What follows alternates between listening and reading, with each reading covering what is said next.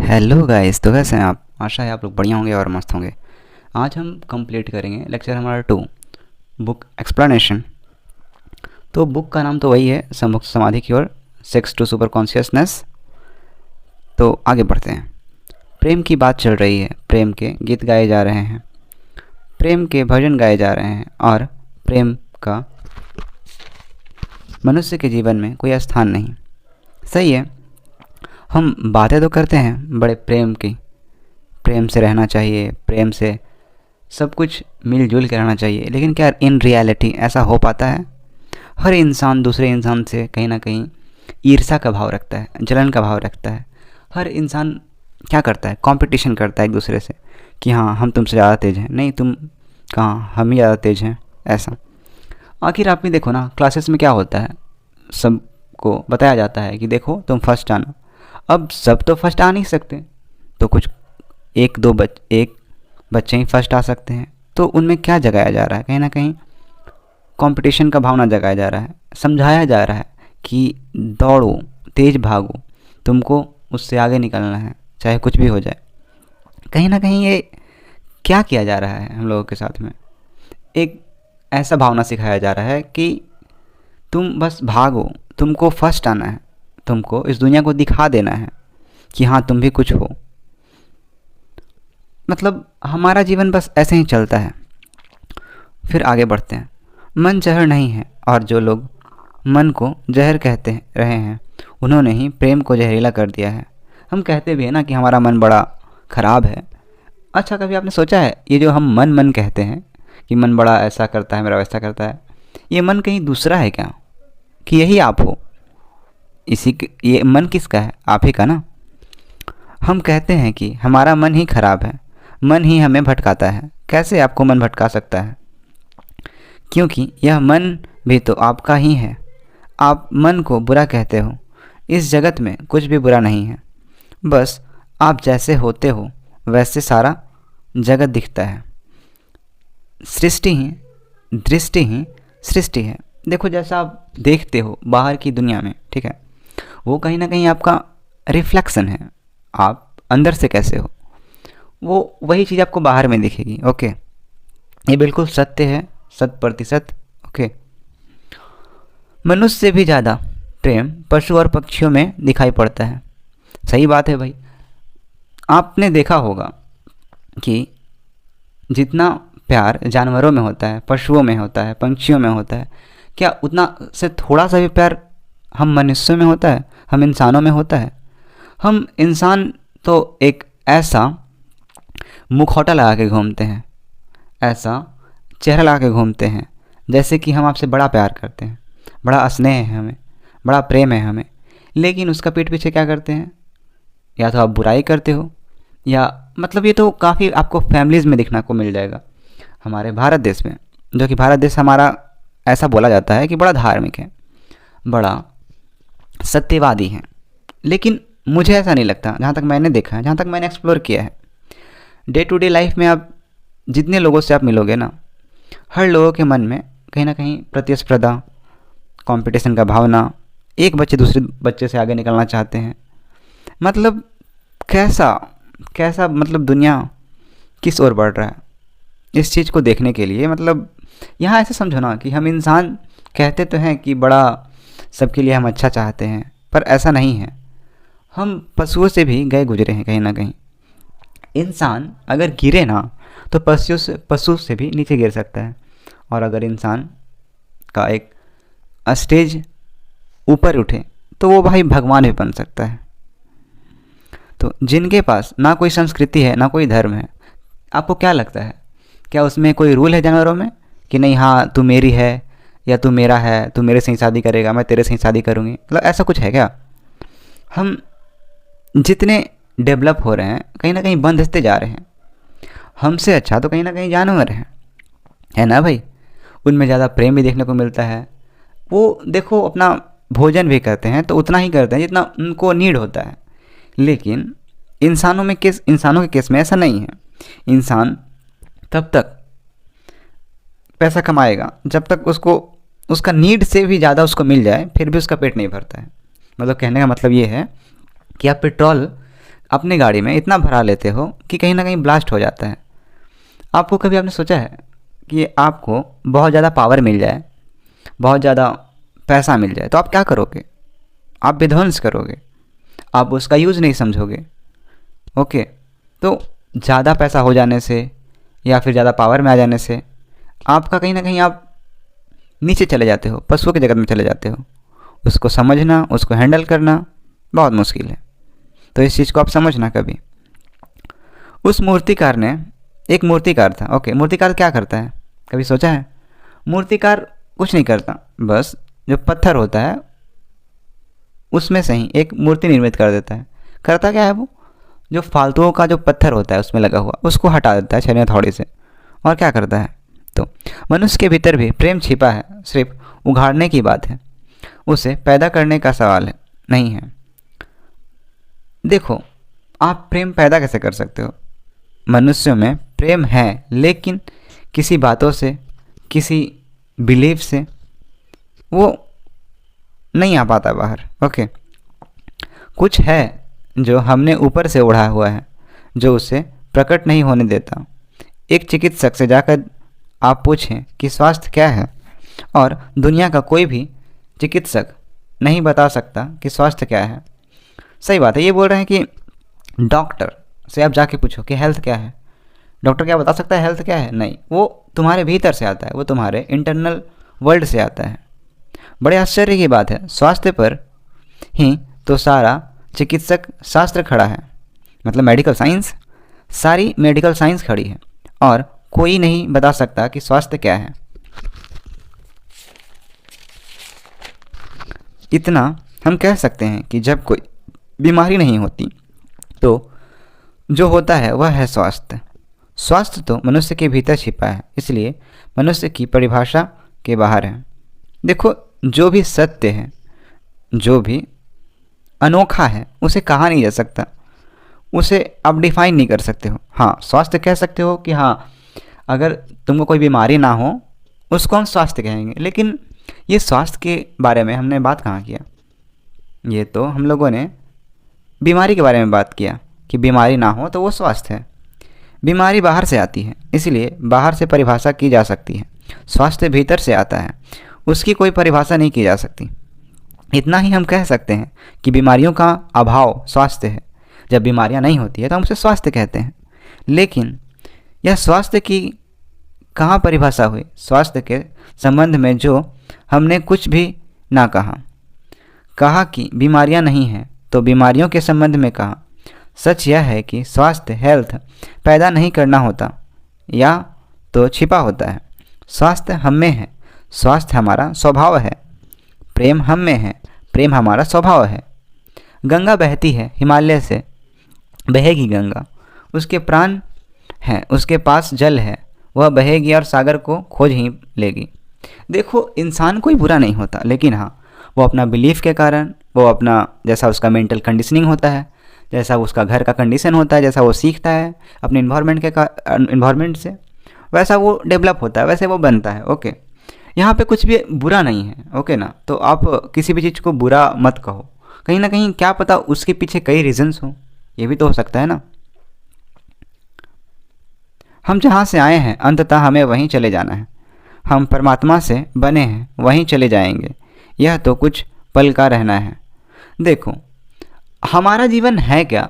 जैसे हम जीते हैं, जैसे हम अपना फैमिली को समझते हैं कि हाँ ये अपना है, पराया है, या फिर किसी और को समझते हैं नहीं ये मेरा अपना भाई नहीं है, या फिर अपनी बहन नहीं है, या फिर कुछ भी हम अननोन समझते हैं दूसरे लोगों को, और जिनके साथ हम बड़े हुए, जिनको हम देखते आए, उनको हम समझते हैं हम अपना है। कैसे? ये भी तो गलत है ना। अगर है तो सारे अपने लोग ही हैं, और नहीं है तो फिर कोई नहीं है, अगर ऐसे देखो तो। लेकिन हम सत्य उनको समझते हैं जिनको हम बचपन से देखते हैं, समझते हैं कि हाँ ये मेरा अपना है, इस पर विश्वास हो जाता है। प्रकृति आपको सहयोग करती है। अब सहयोग कैसे करती है प्रकृति? क्योंकि प्रकृति तो हम समझते हैं क्रूएल है। देखो, क्रूएल तो है प्रकृति, लेकिन एक साइड और भी देख सकते हैं कि नेचर हमें अगर जो भी डिफ़िकल्ट सिचुएशंस में भी डालता है, प्रॉब्लम्स में भी डालता है, तो कहीं ना कहीं हमें मजबूत बनाना चाहता है, कहीं ना कहीं हमें ऊपर उठाना चाहता है। प्रकृति तो एक हार्मोनी है, वहाँ तो बाधा भी दिखाई पड़ती है वह भी शायद शक्ति को जगाने के लिए चुनौती है। वहाँ जो विरोध भी दिखाई पड़ता है वह भी शायद भीतर प्राणों में जो छिपा है उसे प्रकट करने के लिए बुलावा है। हम अपना लाइफ जीते हैं, देखते हैं बहुत सारा प्रॉब्लम्स को फेस करते हैं। देखो, जब तक लाइफ है, जब तक हमारा ज़िंदगी है, जब तक ये सृष्टि है, तब तक प्रॉब्लम्स आपके साथ रहेंगे ही। जब तक आप जिंदा हो तब तक प्रॉब्लम्स रहेंगे ही रहेंगे आपके साथ। वहाँ हम बीज को दबाते हैं, ज़मीन में दिखाई पड़ता है कि ज़मीन की परत बीज के ऊपर पड़ी हुई है, बाधा दे रही है, लेकिन वह बाधा नहीं दे रही। आपने देखा है कभी बीज को हम ज़मीन के अंदर क्यों बोते हैं? ऐसे तो बीज दब जाता है, ऐसे तो उसके साथ गलत हो जाता होगा। बीज भी बोलता होगा भाई मेरे को अंदर क्यों दबा डाला, लेकिन कहीं ना कहीं वो जो मिट्टी है वो एक प्रेशर क्रिएट कर रहा है। किस पे? बीज पे। एक तरह से उसके लिए चुनौती है ना, तभी तो वो अंकुरित होकर बाहर आता है। अगर वह परत ना होगी तो बीज अंकुरित भी नहीं हो पाएगा। ऐसे दिखाई पड़ता है कि एक परत ज़मीन की बीज को नीचे दबा रही है, लेकिन वह परत दबा इसलिए रही है ताकि बीज दबे, गले और टूट जाए और अंकुर बन जाए। ऊपर से दिखाई पड़ता है कि वह ज़मीन बाधा दे रही है, लेकिन वह ज़मीन मित्र है और सहयोग कर रही है बीज को प्रकट करने के लिए। सही बात है। देखो, बीज ज़मीन में दब के टूटता तो है, लेकिन वो अपने स्वरूप से, असली स्वरूप से, जो उसको होना है, जो उसका नियति है, वहाँ तक वो पहुँचता है। तो कहीं ना कहीं जो मिट्टी हुआ उसका मित्र हुआ ना इस यात्रा में।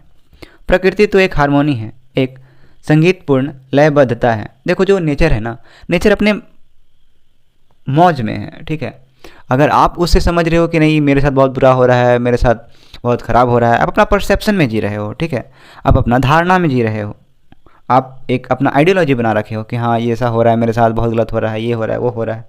मतलब आप अपने पर्सपेक्टिव से देख रहे हो, क्या पता वो नेचर के पर्सपेक्टिव से यही होना हो, यही हो रहा हो, यही नियति हो। ऐसा भी तो हो सकता है ना। प्रेम की गंगा तो बह सकती है और परमात्मा के सागर तक पहुंच सकती है। आदमी बना इसीलिए है कि वह बहे और प्रेम बहे और परमात्मा तक पहुंच जाए। देखो, जो भी प्रेम अगर आपको रियल में किसी दिन हो गया ना, वो प्यार नहीं जो लोगों से आप करते हो, जो लोगों वाला प्रेम होता है कहीं ना कहीं वो बदलता रहता है भाई, और ये रियलिटी है। बहुत लोगों को ऐसा लगता है कि जो सच्चा प्रेम होता है वो कभी मरता ही नहीं है, लेकिन आप कभी गौर करना, जितना सच्चा है ना वो चीज़ उतना ही जल्दी मरता है। क्योंकि देखो, जो रियल फूल होता है, जो सच में खिलता है और सुबह शाम को मुरझा जाता है, प्लास्टिक का फूल को देखो आप, वो हमेशा रहेगा आपके पास, वो हमेशा रहता है। लेकिन जो ताज़ा फूल है, जिसमें प्राण है, वाकई में प्राण है, वो सुबह खिलता है, शाम मुरझा जाता है। तो प्रेम जितना ही सच्चा होगा आपका, चाहे किसी व्यक्ति के साथ हो, चाहे किसी के साथ भी हो, उतना जल्दी वो हट भी जाएगा। ओके, मतलब समाप्त भी हो जाएगा। तो ऐसा नहीं सोचना है कि हाँ हम तो प्यार कर लिए किसी इंसान से तो वो हमेशा के लिए रहेगा, बिल्कुल नहीं। जितना जल्दी, जितना आपका रियल प्यार होगा, उतना जल्दी वो प्यार नहीं रहेगा। लेकिन हमने कौन सी बाधाएं खड़ी कर दी हैं? पहली बात, आज तक मनुष्य की सारी संस्कृतियों ने सेक्स का, काम का, वासना का विरोध किया है। सही बात है। हम क्या कभी सोचे हो कि हमें तो पहले जब हम 18, 19 साल, 20 साल, 21 साल, 22 साल के होते हैं तो हमारे दिमाग में क्या कचरा भरा जाता है कि अगर आप सेक्स कर रहे हो तो बड़े गलत इंसान हो, या फिर आपका ऐसा ख्याल भी आ रहा है तो आप बहुत ही उस टाइप के बंदे हो। मतलब एक गिल्टीनेस, बहुत लोगों को गिल्टीनेस होता है जो कि सेक्स भी करता है ना। तो जैसा बहुत मेरे सारे दोस्त हैं, ठीक ना, तो मेरा ऐसा बात होता रहता है, ठीक है। तो मेरे को भाई क्यूरियोसिटी होता है, तो हम पूछ लेते हैं कि क्या सच में तुम वहाँ खुल के परफॉर्म कर पाता है या फिर नहीं। तो मेरा दोस्त लोग बोलता है भाई पता नहीं, मतलब हम वहाँ परफॉर्म तो करते हैं लेकिन कहीं ना कहीं अंदर से लगता है कि गलत कर रहे हैं। तो ये जो भावना फीडेड है हमारे मन में, दिमाग में, वो कहाँ से क्रिएटेड है? ये तो जो कि नेचुरल सीन है, नेचुरली है सब कुछ। लेकिन ये जो कॉन्सेप्ट आ रहा है वो कहीं ना कहीं आपका सोसाइटल कंडीशन, फैमिली कंडीशंस के थ्रू आ रहा है, समझ रहे हो। इस विरोध ने मनुष्य के भीतर प्रेम के जन्म की संभावना तोड़ दी है, नष्ट कर दी है। देखो, कहीं ना कहीं इंसान सेक्स के थ्रू ही वो असीम प्रेम को पा सकता है। जब वो समझ रहा है कि सेक्स ही गलत है तो प्रेम कैसे वो सही हो सकता है? समझ रहे हो? मतलब दरवाज़ा ही तोड़ दिया जा रहा है। मतलब जो रास्ता था, सीढ़ी था छत पे चढ़ने का, वो सीढ़ी ही गिरा दिया जा रहा है। किसके थ्रू? सोसाइटी के थ्रू और फैमिली के थ्रू। जैसा मतलब सोसाइटी भी, मतलब फैमिली भी क्या है आपका, एक तरह से सोसाइटी ही तो है ना, उसको भी हम लोग सोसाइटी में मतलब कंसिडर करेंगे। ओके, तो इस निषेध ने, क्योंकि सच्चाई यह है कि प्रेम की सारी यात्रा का प्राथमिक बिंदु काम है, सेक्स है। अच्छा, आप कभी गौर किए हो, कभी कोई इंसान आपको अच्छा लगा है तो वो आप पहले फिजिकली ही उसको देखते हो, फिर उसके बारे में जानते हो, बात करते हो, तो वो इंसान कहीं ना कहीं अंदर से कनेक्ट होता है। तो उसको ही, जो सीढ़ी होता है, हम लोग उसको ही इतना गंदा, इतना सेम, इतना गिल्टीनेस से भर दिए हैं सबके माइंड में, फिर वो पूरा प्रकट नहीं हो पाता है, और होता भी है तो बस सीढ़ी ही होता है। सीढ़ी मतलब बस सेक्स तक ही सीमित रहता है, वो प्रेम बन ही नहीं पाता है। प्रेम की यात्रा का जन्म गंगोत्री, जहाँ से गंगा पैदा होगी। प्रेम की वह सेक्स है, वह काम है, और उसके सब दुश्मन हैं। सही है, सेक्स के सब दुश्मन हैं। और देखो ना, तो जितना इंडियंस हैं, मेल हो या फीमेल, मैं दोनों को बोलूँगा भाई, ठीक है, मैंने देखने को मिला मेरे को, क्योंकि जितने भी इंडियंस हैं, मेल हो या फिर फीमेल, लड़की हो या फिर लड़का, इतना कामुकता है, इतना सेक्स है, सेक्सुअल सेंट्रिक है इंसान ये सब। मतलब बहुत ज़्यादा ऊपर से तो दिखाया कि हाँ हम बड़ा राम बनना चाहते हैं या सीता बनना चाहते हैं, पर अंदर जो उसका हलचल होता है ना, वो वही जानता होगा। सारी संस्कृतियाँ और सारे धर्म और सारे गुरु और सारे महात्मा तो गंगोत्री पर ही चोट कर दिए हैं, वही रोक लगा दिए। पाप है काम, अधर्म है काम, जहर है काम, और हमने सोचा भी नहीं कि काम की ऊर्जा ही, सेक्स की एनर्जी ही अंततः प्रेम में परिवर्तित होती है और रूपांतरित होती है। देखो, जो सेक्स होता है, सेक्स के थ्रू ही वो विशाल प्रेम, जिसको आप कंप्लीटनेस का फीलिंग कहते हो, वो कहीं ना कहीं आप में आता है। अगर आप एक सही से अपना जीवन जी रहे हो, सही से सब कुछ को देख पा रहे हो, सब चीज़ को एनालाइज कर पा रहे हो, ठीक है, तो प्रेम आपका रियल उस दिन प्रकट होता है। उसके बाद फिर सेक्स आपको उस टाइप का नहीं लग जाता जैसा आपको, जैसे आप आज के बच्चे को ले लो ना, 19 साल 20 साल 21 साल के बच्चे को, वैसा फिर नहीं लग जाता। फिर लगता है कि हाँ it is a easy normal, वैसा कोई गिल्टीनेस भाव नहीं, नॉर्मल होता है। ओके, एक कोयला पड़ा हो और आपको ख्याल भी नहीं आएगा कि कोयला ही रूपांतरित होकर हीरा बन सकता है। सही बात है, हीरे और कोयले में बुनियादी रूप से कोई भी फर्क नहीं है। हीरे में भी वे ही तत्व हैं जो कोयले में हैं, और कोयला हजारों वर्ष की प्रक्रिया से गुजर कर हीरा बन जाता है। देखो, अगर आप कोयला के खदान में ही तो हीरा आता है ना, अगर कोई इंसान वो कोयला का फैक्ट्री ही ना बनाए, कोयला का खदान ही ना बनाए, तो क्या हीरा भी निकलना संभव है? बिल्कुल नहीं। जो होता है इस सृष्टि में सब सुंदर है, सब अद्भुत है, सब मिस्टीरियस है। जो जाना बिल्कुल आसान है, क्योंकि कोयले में कुछ भी नहीं दिखाई पड़ता है। तो हीरे के पैदा होने की संभावना भी समाप्त हो गई, क्योंकि कोयला ही हीरा बन सकता है। सही बात है, अब कोयला ही तो हीरा बनेगा ना, ये बताओ, उसका जो एलिमेंट्स है, उसका जो कंपोनेंट्स है, वो किसी दूसरे में तो नहीं है। सेक्स की शक्ति ही, काम की शक्ति ही प्रेम बनती है।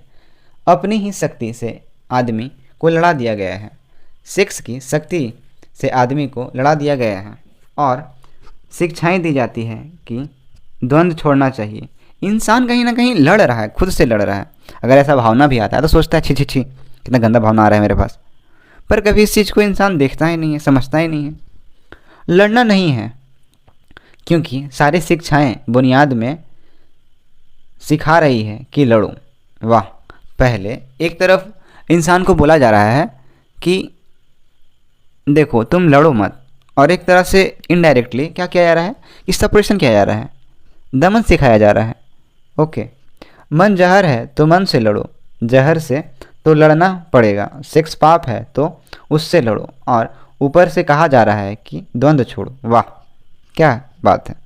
जिन शिक्षाओं के आधार पर मनुष्य द्वंद्व कॉन्फ्लिक्ट से भर रहा है, वे ही शिक्षाएं दूसरी तरफ कह रही है कि द्वंद्व छोड़ो। एक तरफ आदमी को पागल बनाओ और दूसरी तरफ पागल खाने खोलो कि उनका इलाज करना है। वाह।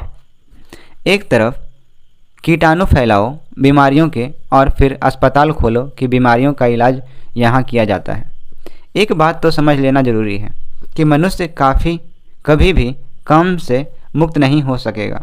काम ही उसके होने की वजह है। सही बात है। अगर हम हैं, आज हम ह्यूमंस इतना डेवलप हो पाए हैं तो कैसे हो पाए हैं? सेक्स के थ्रू ही हो पाए हैं, काम के ही थ्रू हो पाए हैं ना, ये बताओ। और हम बात करने में भी या फिर इतना सेमलेस इंसान बच्चे को इतना फील होता है, कुछ बच्चों को काम उसके जीवन का प्राथमिक बिंदु है, उसी से जन्म होता है। परमात्मा ने काम की शक्ति को ही, सेक्स को ही सृष्टि का मूल बिंदु स्वीकार किया है। देखो, जो क्रिएशन का सारा पार्ट है, जो हमारा होने का जो मूल तत्व है वो क्या है? सेक्स है, काम ही तो है ना। और परमात्मा जिससे पाप नहीं समझ रहा, महात्मा उसे पाप बता रहे हैं। देखो, कुछ होते हैं ना, जैसे कुछ लोग होते हैं जो कहते हैं कि ब्रह्मचर्य साधो हो, सेक्स बहुत बुरा होता है। ये मतलब क्या है? क्या कॉन्सेप्ट लाया जा रहा है? मतलब नेचुरली जो है सो है, अब उसमें अपना कॉन्सेप्ट घुसाना क्या ज़रूरी है?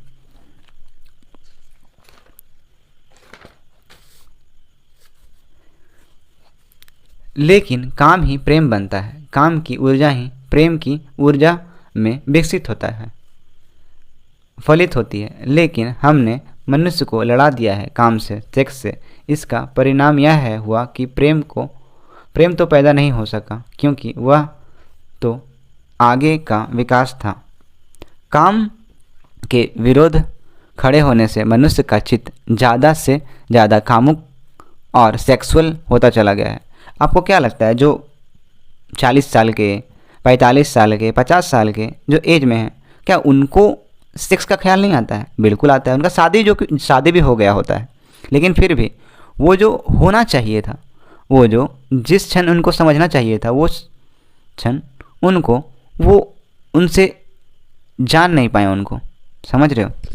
मतलब जब प्यास लगी थी तो उनको पानी नहीं मिला, और पानी मिला जब वो उनका प्यास ही बुझ गया। तो क्या पता चले कि पानी का क्या महत्व है, नहीं है। आजकल अगर आप देखो ना, तो हाल ही में मतलब मेरे घर साइड ही एक ऐसा इवेंट हुआ है इधर पे कि 47 का एक एज का एक व्यक्ति हैं जो कि अपनी ही बेटी की सहेली के साथ मतलब कुछ ऐसा वैसा कुछ कर दिए, या फिर जो भी, मुझे उतना तो नहीं पता, बस ऐसा मैंने सुना था। ठीक है, तो आखिर देखो ना कि ऐसा चीज़ हो रहा है। आखिर क्यों हो रहा है? क्योंकि इंसान जो है वो कामुक है, समझ रहे हो, और हम इसको और सप्रेस करते जा रहे हैं। उससे पागलपन और बढ़ रहा है, और ये दिन पे दिन और बढ़ेगा। हमारे सारे गीत, हमारी सारी कविताएं, हमारे सारे चित्र, हमारी सारी पेंटिंग सेक्स को दर्शाता है भाई। अगर देखो आप सही से, तो हमारा मन ही सेक्स के आसपास केंद्रित हो गया है। इस जगत में कोई भी पशु मनुष्य के जैसा सेक्सुअल नहीं है।